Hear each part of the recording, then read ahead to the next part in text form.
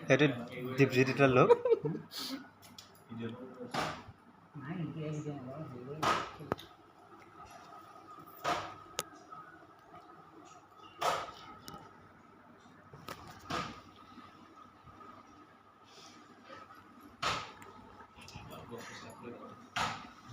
তাৰ ব্লগটো বন্ধ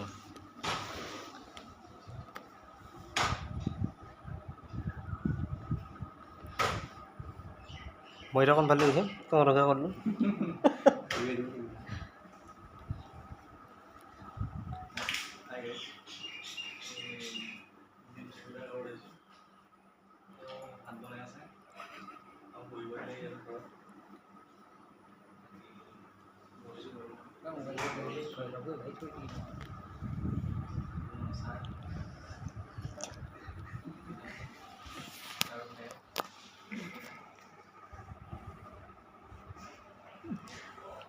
এনেকৈ উঠি আৰু বেলেগ